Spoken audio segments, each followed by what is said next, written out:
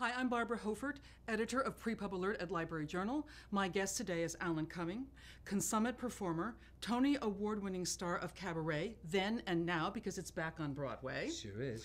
And also the presenter at Masterpiece Mystery, the only person in the world who could make murder sound seductive. I'm sure there's more people than me. We'll talk about that later. But we're here today to talk about Alan's book. Alan has written a book. It's a memoir, but it's not the How I Became a Star memoir you might have been expecting.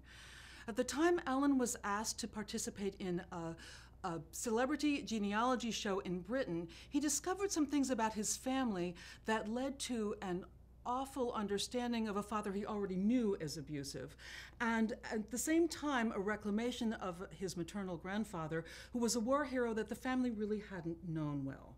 So it's affecting partly because you're discovering things in a very suspenseful way along with the author. So congratulations on a wonderful book. Thank you so much. And thank you for being here with us today. Appreciate it. Starting right off, Alan, tell us something about what you discovered and why you decided to turn it into a book.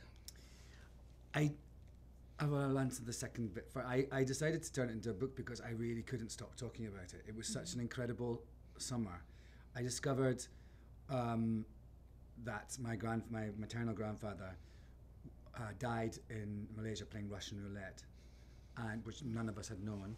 And right before, because my father, who I'd not seen for 16 years, because he thought that me doing the show was going to expose this thing, he came out of the woodwork and told me I wasn't his son. So those two things were running concurrently. So I was having both, two kind of revelations, one about my grandfather, one about my father, and trying to keep sane in the midst of it all. And then after it was all kind of concluded,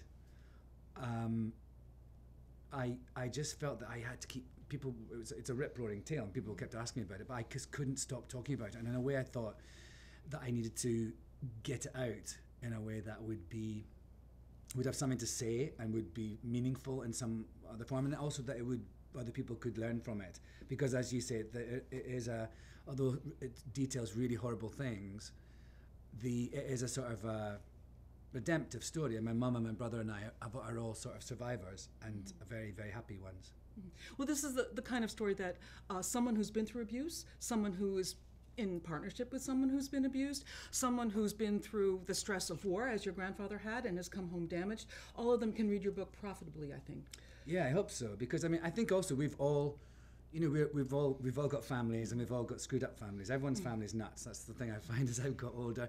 Everyone's family's crazy, and it's just levels of crazy and levels of abuse. I mean, there's sort of abuse has a very wide spectrum, but I mean, violence is a different whole kettle of fish. But I do feel that what I'm talking about really is something that everybody will have some knowledge of, because it's about family and about secrets and about covering up things and about denial, and those are all things I think every family's got a lot of.